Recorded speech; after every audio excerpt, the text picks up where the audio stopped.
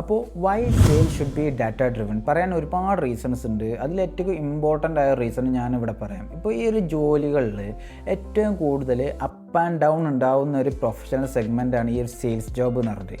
കാരണം എന്താണെന്ന് വെച്ച് കഴിഞ്ഞാൽ ചില മാസങ്ങൾ നമുക്ക് നല്ല സെയിൽ ഉണ്ടാവും, ചില മാസങ്ങൾ നമ്മൾ സെയിൽസ് വളരെ മോശമായിരിക്കും.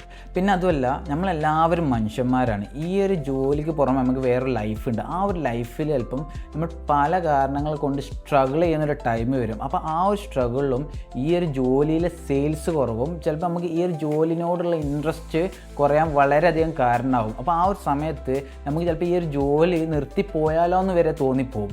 അങ്ങനെയുള്ള സമയങ്ങളിൽ ഈ ഒരു ജോലിനോടുള്ള ഫോക്കസ് ഒട്ടും നഷ്ടപ്പെടാതെ മുന്നോട്ട് പോകാൻ എന്നെ ഹെൽപ്പ് ചെയ്തിട്ടുള്ള എൻ്റെ കയ്യിലുള്ള ഡാറ്റാസാണ്. അതിനൊരു എക്സാമ്പിൾ ഞാൻ പറയാം. വിൻ്റർ ആയതുകൊണ്ട് തന്നെ ഈ മാസം സെയിൽസ് കുറച്ച് കുറവാണ്.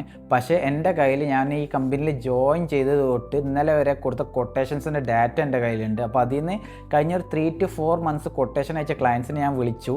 അതിൽ നിന്ന് 1-2 പേര് പറഞ്ഞു, നെയ്യും ഈ മാസം ലാസ്റ്റ് ആകുമ്പോഴത്തേന് നിങ്ങൾക്ക് ജോബ് അവാർഡാവും. അത് കേട്ടപ്പോൾ തന്നെ ഒന്നുകൂടെ സമാധാനമായി, ഒന്നുകൂടി മോട്ടിവേറ്റഡ് ആയി ഈ ഒരു ജോബിൽ. That's it.